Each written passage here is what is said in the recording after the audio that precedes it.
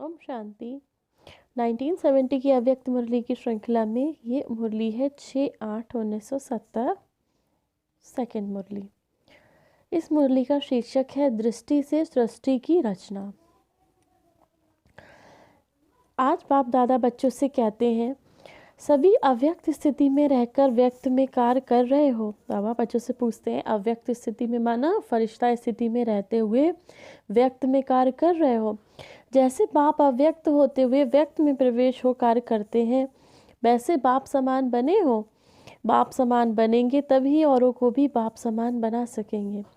अपने आप से पूछो कि दृष्टि बाप समान बनी है, वाणी और संकल्प बाप समान बने हैं। बाबा कहते हैं आप ये पूछो अपने आप से कि दृष्टि बाप समान बनी है, वाणी और संकल्प बाप समान बने हैं। बाप को क्या स्मृति में रहता है? बाप को क्या स्मृति में रहता है? जानते हो बाबा को अब क्या स्मृति में रहता है? बाबा पूछते हैं, जानते हो बाप की स्मृति में सदैव क्या रहता है और आपकी स्मृति में सदैव क्या रहता है? बाबा कहते हैं बाप की स्मृति में सदैव क्या रहता है, शिव बाबा की और बच्चों की स्मृति में क्या रहता है हमेशा। क्या अंतर है? समान स्मृति होती है, कोई स्मृति रहती है, कोई भी नहीं भी रहती है। स्मृति रहती है या स्मृति से भी परे हो, कोई बात में बाप के समान आपकी स्मृति रहती है नहीं। अंत तक स्मृति में समानता आ जाएगी। फर्स्ट बच्चे बाप में फ़र्क रहेगा। बाबा कहते हैं जो फर्स्ट बच्चे और बाप में फ़र्क रहेगा, बाप दादा में फ़र्क रहेगा, समानता आ जाएगी। जैसे बाप बेहद का बाप है, वैसे दादा भी बेहद का बाप है। जैसे बाबा बेहद का बाप है, मानो शिव बाबा बेहद का बाप है, तो बाबा कहते हैं वैसे दादा भी, दादा माना ब्रह्मा बाबा भी बेहद का बाप है। बाप दादा के समीप समानता होनी चाहिए, जितनी जितनी समीपता उतनी समानता। अंत में अब बच्चे भी अपनी रचना की रचयिता बनकर प्रैक्टिकल में अनुभव करेंगे। जैसे बाप को रचना को देख रचयिता के स्वरूप की स्मृति स्वतः रहती है, ऐसे ही स्टेज नंबरवार बच्चों की भी आनी है। बाबा कहते हैं जैसे बाबा को रचना को देख रचयिता के स्वरूप की स्मृति स्वतः रहती है, ऐसे ही स्टेज नंबरवार बच्चों की भी आनी है। दृष्टि से सृष्टि रचने आती है। बाबा पूछते हैं दृष्टि से, जो आपकी दृष्टि है उससे सृष्टि रचने आती है। आपकी रचना कैसी है, कुख की व नैनो की? अब बाबा पूछते हैं आपकी रचना कैसी है, कुख की, आपने जन्म दिया है या फिर नैनो से? तो दृष्टि से रचना रचेंगे। ये जो कहावत है कि दृष्टि से सृष्टि बनेगी, ऐसा दृष्टि जिससे सृष्टि बदल जाए, ऐसी दृष्टि में दिव्यता अनुभव करते हो। दृष्टि धोखा भी देती है, दृष्टि पतितों को पावन भी करती है। बाबा कहते हैं दृष्टि धोखा भी देती है, नज़र ही धोखा देती है। बाबा ने कई बारी मुरली में भी और भी कहा है कि आंखें सबसे जास्ती कौन सी इंद्रिय धोखा देती है? आंखें। तो बाबा कहते हैं दृष्टि धोखा भी देती है, दृष्टि पतितों को पावन भी करती है।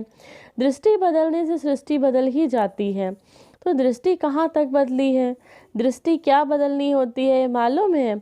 आत्मिक दृष्टि बनानी है। बाबा कहते हैं दृष्टि क्या बदलनी है ये मालूम है? आत्मिक दृष्टि बनानी है।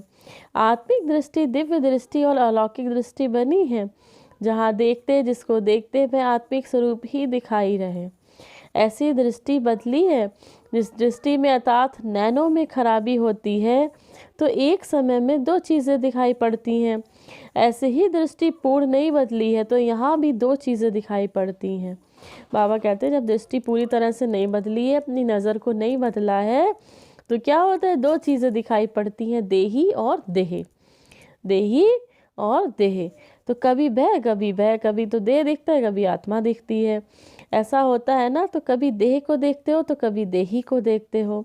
जब नैन ठीक होते हैं तो चीज़ जैसे होती है, वैसे ही बाबा कहते हैं जैसे नैन हो ठीक होते हैं वैसे ही चीज़ भी होती है, वैसे ही यथार्थ रूप में दिखाई पड़ता है। वैसे ही बाबा कहते हैं यथार्थ रूप में दिखाई पड़ता है। ऐसे ही ये दृष्टि से भी जब बदल जाती है, ये दृष्टि भी जब बदल जाती है तो यथार्थ रूप वह दिखाई पड़ता है। यथार्थ रूप है देही, ना के देह। जो यथार्थ रूप है वह दिखाई दे। इससे समझो कि दृष्टि ठीक है, दृष्टि के ऊपर बहुत ध्यान रखना है। बाबा कहते हैं जो यथार्थ रूप है वो दिखाई दे, इससे समझो कि दृष्टि ठीक है। दृष्टि के ऊपर बहुत ध्यान रखना है।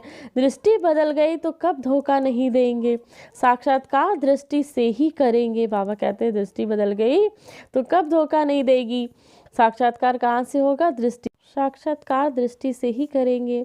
एक एक की दृष्टि में यथार्थ रूप और यथार्थ घर तथार्थ राजधानी देखेंगे। बाबा कहते हैं एक एक बच्चे के दृष्टि में क्या देखेंगे, यथार्थ रूप, यथार्थ घर, अपना परम धाम, अपना आत्मिक रूप और यथार्थ राजधानी देखेंगे। अपनी राजधानी सत्युगी राजधानी देखेंगे। इतनी दृष्टि में पावर है। अगर यथार्थ दृष्टि है तो सदैव अपने को चेक करो कि अभी कोई भी सामने आए तो मेरी दृष्टि द्वारा क्या साक्षात्कार करेंगे। तो जो आपकी वृत्ति में होगा वैसे अन्य आपकी दृष्टि से देखेंगे। अगर वृत्ति में देह अभिमान की है, चंचल है, तो आपकी दृष्टि से साक्षात्कार भी ऐसे ही होगा। बाबा कहते हैं अगर आपकी वृत्ति जैसी होगी वैसे ही आपकी दृष्टि से देखेंगे। वृत्ति माना आपकी सोच जैसी होगी, जैसी आपकी भावनाएं होंगी, जैसे आपके संकल्प होंगे। अगर वृत्ति देह अभिमान की है माना आपकी सोच ही देह अभिमान की है, आप सोचते ही देह अभिमान में आके हो, चंचल है, मन ही आपका चंचल है, तो क्या होगा, आपकी दृष्टि से साक्षात्कार भी ऐसे ही होगा। औरों की भी दृष्टि वृत्ति चंचल होगी, यथार्थ साक्षात्कार कर नहीं सकेंगे। ये समझते हो, इन्हों की ट्रेनिंग है ना। बाबा कहते हैं इन्हों की ट्रेनिंग है ना। इस ग्रुप के लिए मुख्य विषय है अपनी वृत्ति के सुधार से अपनी दृष्टि को दिव्यता बनाना, दिव्य बनाना। बाबा कहते हैं इनका मुख्य विषय है वृत्ति के सुधार से, अपने मन के सुधार से अपनी दृष्टि को दिव्य बनाना। कहाँ तक बनी है, नहीं बनी तो क्यों नहीं बनी है, इस पर इन्हों को स्पष्ट समझाना। सृष्टि से ना बदलने का कारण दृष्टि का ना बदलना है। बाबा कहते हैं जो सृष्टि नहीं बदलती, आपकी कहते हैं ना दृष्टि से सृष्टि बदल जाती है, तो बाबा कहते हैं सृष्टि ना बदलने का कारण है आपकी दृष्टि नहीं बदली, अभी आपकी दृष्टि का नहीं बदलना है। दृष्टि ना बदलने का कारण भी वृत्ति का ना अब दृष्टि क्यों नहीं बदली, बाबा कहते हैं दृष्टि ना बदलने का कारण क्या, अभी आपके संकल्प ही नहीं चेंज हुए, आपका मन ही नहीं बदला है। दृष्टि बदल जाए तो सृष्टि भी बदल जाए। आजकल सभी बच्चों के प्रति विशेष इशारा बाप दादा का यही है कि अपनी दृष्टि को बदलो। बाबा का इशारा क्या है, अपनी दृष्टि को बदलो। और अपनी दृष्टि बदलने से पहले अपनी वृत्ति बदलना है, माना अपने मन के संकल्पों को बदलना है। तो सभी बच्चों के प्रति विशेष इशारा बाप दादा का यही है, अपनी दृष्टि बदलो, साक्षात्कार मूर्त बनो। देखने वाले ऐसे अनुभव करें ये नैन नहीं लेकिन ये एक जादू की डिब्बियां हैं। जैसे जादू की डिब्बी में भिन्न भिन्न नज़ारे देखते हैं, वैसे आपके नैनों में दिव्य रंगत देखें, नैन साक्षात्कार के साधन बन जाएं। ये ग्रुप मालूम है कौन सा ग्रुप है, बाबा के सामने जो भी ग्रुप रहता है उसको बाबा नशा चढ़ाते हैं। ये ग्रुप कौन सा है, इसमें क्या विशेषता है, सारे विश्व के अंदर विशेष आत्माएं हो, ऐसा तो नहीं समझते कि हम साधारण हैं। बाबा कहते हैं सारे विश्व के अंदर आप विशेष आत्माएं हो, आप साधारण नहीं हो। ऐसा तो नहीं समझते हम साधारण हैं, ऐसे कभी नहीं समझना। सारे विश्व के अंदर विशेष आत्माएं कौन हैं, अगर आप विशेष आत्माएं ना होती तो बाप ने अपना क्यों बनाया। बाबा कहते हैं अगर आप विशेष आत्माएं नहीं होती तो बाप ने अपना क्यों बनाया। अपने को विशेष आत्माएं समझने से विशेषता आएगी।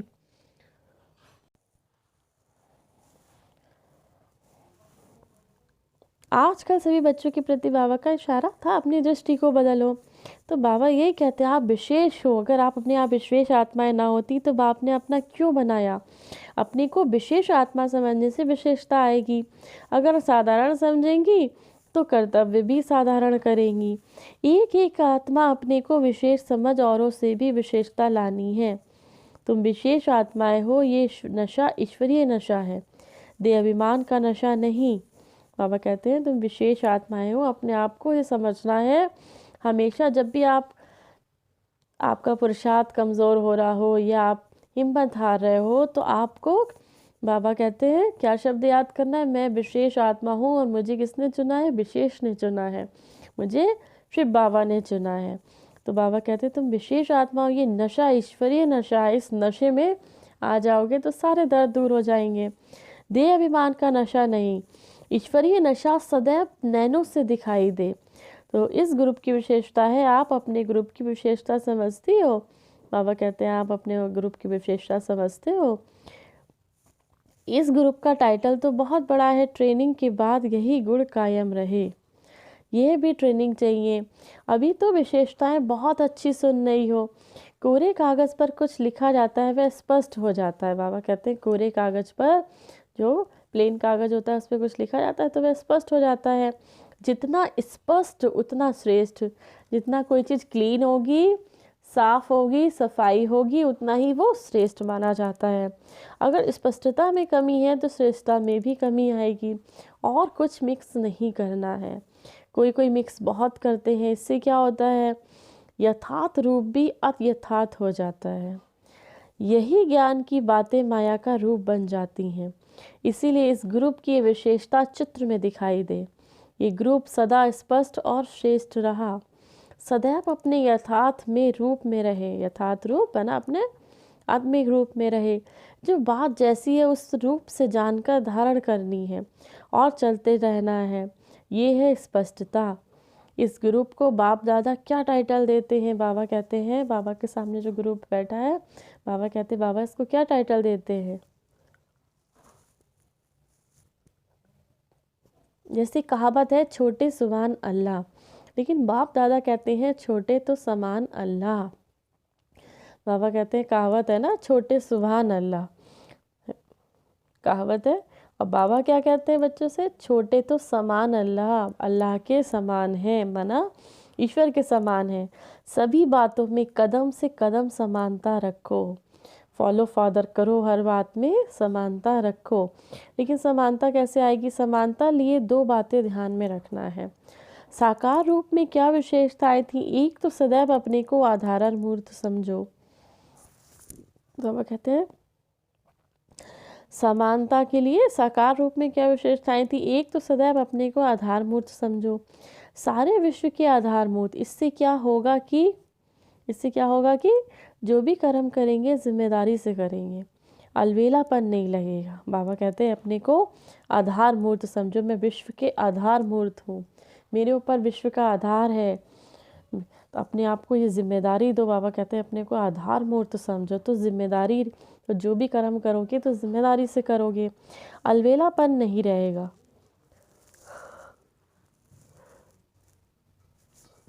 जैसे बाप दादा सर्व के आधार मूर्त हैं, वैसे हर एक बच्चा विश्व का आधार मूर्त है। जैसे कर्म आप करेंगे वह सब करेंगे। संगम पर जो रस्म चलती है भक्ति मार्ग में बदलकर चलती है। सारे विश्व के आप आधार मूर्त हो। हर एक को अपने को आधार मूर्त समझना है और दूसरा उद्धार मूर्त बनना है। अपने को आधार मूर्त समझना है, दूसरा उद्धार मूर्त बनना है। जितना आप उद्धार करेंगे उतना औरों का भी उद्धार कर सकेंगे। जितना औरों का उद्धार करेंगे उतना अपना भी उद्धार करेंगे। अपना उद्धार नहीं करेंगे तो औरों का कैसे करेंगे? बाबा कहते हैं अपना कल्याण नहीं करोगे, अपने आप का सबसे पहले कौन सी सेवा है? बाबा कहते हैं स्वयं की सेवा। तो सबसे जब अपना उद्धार नहीं करेंगे तो दूसरों का उद्धार कैसे करेंगे? औरों का उद्धार तब करेंगे जब उद्धार मूर्त बनेंगे। छोटे होते भी कर्तव्य बाप के समान करना है, ये याद रखने से समानता आएगी। फिर जो इस ग्रुप का टाइटल है छोटा बाप समान, वह प्रत्यक्ष दिखाई पड़ेगा, ये भूलना नहीं। अच्छा अब क्या करना है? बाबा कहते हैं टीका लगाना है। तो ये टीका भी साधारण टीका नहीं है, बाबा बच्चों को टीका लगाते, बाबा कहते हैं अब टीका लगाना है। टीका किस लिए लगाते हैं मालूम है? टीका सौभाग्य की निशानी है। टीका सौभाग्य की निशानी है। जो बातें सुनी उन बातों में टिकने की निशानी टीका है। बाबा कहते हैं जो बातें सुनी उसमें टिकने की निशानी टीका है। टीका कहाँ लगाते हैं? मस्तक में टिक जाता है, टीका भी मस्तक में टिक जाता है। तो बुद्धि में बातें टिक जाए इसीलिए टीका दिया जाता है। और किस लिए है? बाबा कहते हैं बाबा जो सुनाएंगे वह और है। ये टीका सदा माया के रोगों से निर्वृत्त रहने का टीका है। बाबा ने कहा टीका किसको कहते हैं? एक टीका उसको भी कहते हैं ना वैक्सीन को, इंजेक्शन को। तो बाबा कहते हैं वैक्सीन है, इंजेक्शन है, किस चीज़ का? टीका। ये सदा माया के रोगों से माया के रोग से बचने का टीका है, सदा तंदुरुस्त रहने का भी टीका है। एक टीका जो आप सभी ने सुना है ये भी है, दोनों टीके लगाने हैं। एक तो मस्तक पर आत्मस्मृति का टीका लगाइए, दूसरा आपको माया रूपी, बाबा कहते हैं माया से बचने के लिए भी ये टीका है। एक शक्तिशाली बनने का, दूसरा सदा सुहाग और भाग्य में स्थित रहने का।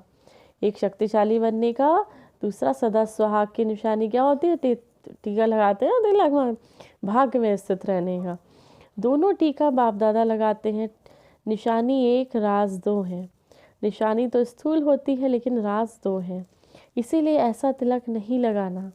तिलक लगाना अर्थात सदा काल के लिए प्रतिज्ञा करना। जब तिलक लगाओ अर्थात सदा काल के लिए प्रतिज्ञा करना। ये टीका एक प्रतिज्ञा की निशानी है। सदैव हर बात में पास विद ऑनर बनेंगे, इस प्रतिज्ञा का ये तिलक है। इतनी हिम्मत है, पास नहीं बल्कि pass with honour. Pass with honour और पास में क्या फ़र्क है? पास विद ऑनर अर्थात मन में भी संकल्पों से सज़ा ना खाए। अच्छा, बाबा कहते हैं एक तो साधारण पास होता है, एक ऑनर के साथ पास होता है, माना एक रिस्पेक्ट के साथ पास होता है, उसमें क्या फ़र्क होता है? तो बाबा कहते हैं जो पास विद ऑनर होता है वो मन में भी संकल्पों से सज़ा नहीं खाते। धर्मराज की सजाओं की तो बात पीछे है, पहले तो अपने संकल्पों की उलझन और सजाओं से परे है। बाबा कहते हैं आपके संकल्प जो आपको उलझा देते हैं, परेशान कर देते हैं, आपको टेंशन में ला देते हैं, ऐसे ऐसे संकल्प व्यर्थ करते हो कि जिसकी वजह से आप ही उलझन में आ जाते हो, टेंशन में आ जाते हो, फिर उससे मुक्त नहीं हो पाते हो। तो बाबा कहते हैं धर्मराज की सज़ा तो बाद में है, पहले क्या है? पहले अपने संकल्पों की भी उलझन तथा अथवा सजाओं से परे, इसको कहते हैं पास विद ऑनर। अपनी गलती से स्वयं को सज़ा देते हैं, उलझते हैं, पुकारते हैं, मूंझते हैं, इससे भी परे। पास विद ऑनर इसको कहते हैं। ऐसी प्रतिज्ञा करने को तैयार हो, संकल्पों में भी ना उलझें। बाड़ी, कर्म, संबंध, संपर्क की तो बात छोड़ दो, वह तो मोटी बात है। ऐसी प्रतिज्ञा वाला ग्रुप है, हिम्मतवान है। बाबा कहते हैं बाड़ी से, कर्म से, संबंध, संपर्क की बात छोड़ दो, वो तो संकल्पों में भी नहीं उलझना है। बाड़ी से तो उलझ जाते हो, संबंध से, संपर्क से भी उलझ जाते हो, इसकी तो बात बाबा कहते हैं छोड़ दो। सबसे पहले आपको संकल्पों से भी ना उलझे। हिम्मत कायम रहेगी तो सर्व मददगार पत्ते रहेंगे। बाबा कहते हैं हिम्मत रहेगी तो मददगार पत्ते रहेंगे, सहयोगी बनेंगे तो स्नेह मिलता रहेगा। ऐसे जैसे वृक्ष में जो कोमल और छोटे पत्ते निकलते हैं वह बहुत प्रिय लगते हैं, लेकिन चिड़िया भी कोमल पत्तों को ही खाती हैं। सिर्फ प्यारे रहना किसके? बाबा कहते हैं चिड़िया क्या होते हैं, किसको खाती हैं? जो कोमल कोमल पत्ते होते हैं। तो बाबा कहते हैं प्यारे रहना किसके? बाबा के, बाप दादा के, ना कि माया रूपी चिड़ियों के। तो ये भी कोमल पत्ते हैं, कोमल पत्तों को कमाल करनी है। क्या कमाल करना है? अपने ईश्वरीय चरित्र के ऊपर सर्व को आकर्षित करना है।